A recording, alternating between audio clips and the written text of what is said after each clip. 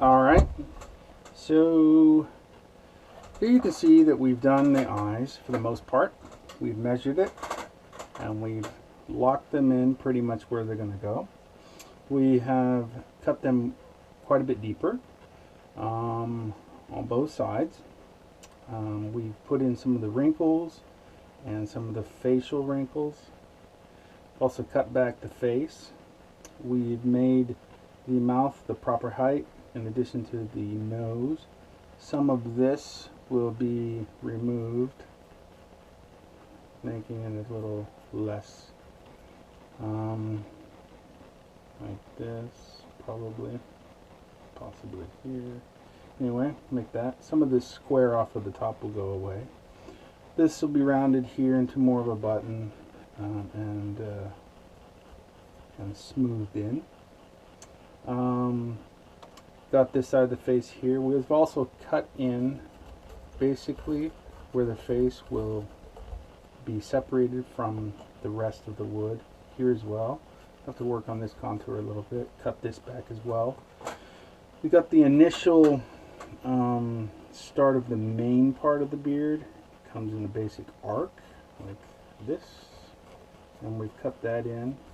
You'll note that in many places I'll cut a contour because in most of these contour areas there's going to be facial hair, and it's more important to cut. I'm going to give you an example.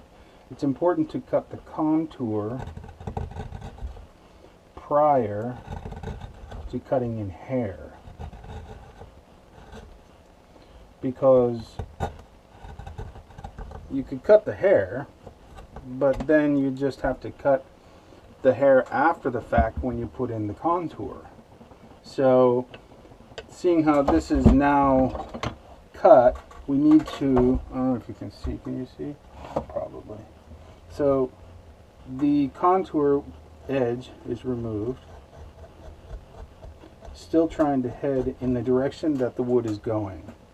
So this is part of the lip here, and much of this contour will be obscured by the hair that we're going to put on it. But we still need to get this sharp line off. So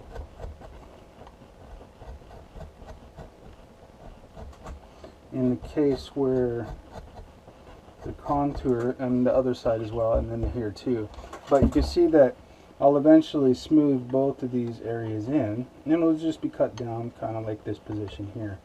Cut here, here, all this junk will come out, but the contours are in.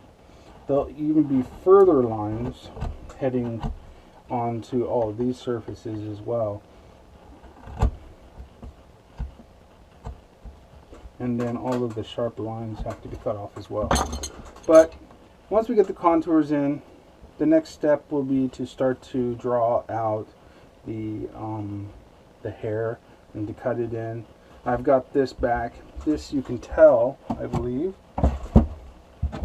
you can tell that, yeah, that this is not exactly straight. So we need to cut it back further down into more of an angle. And we take this and we head in the same direction.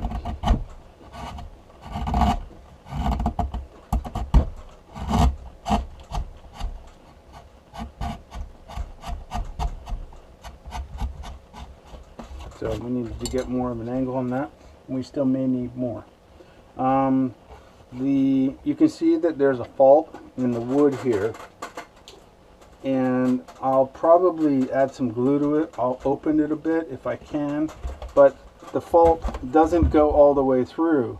It only goes to here, and it wasn't present at the top of the wood, so I had no idea. This fault goes all the way to the edge. So I might be able to jam a screwdriver in there and torque it out a bit and add some glue, and then just smash the block with clamps. But you know, you have to work with faults. They happen all the time. It's a knot, or it's a insignificant part of the wood that's just like bad wood and soft, or there's a hole or there's a fault, and you just have to work with them. Eventually I'll probably be able to cover this in the hair, and since it's at the bottom, it probably won't be too bad. But you don't stop because you find a fault in the wood. You keep going. It's just the way it is. So obviously this has to be pared back a bit still, and remember that eventually this area here, the area in here, will all be very dark. I'll either wood burn it extremely dark or use stain, and that'll be part of this lesson set as well. All this area will be cleaned and stained or darkened in some manner so that the face sticks out and the cowl is very dark and hidden.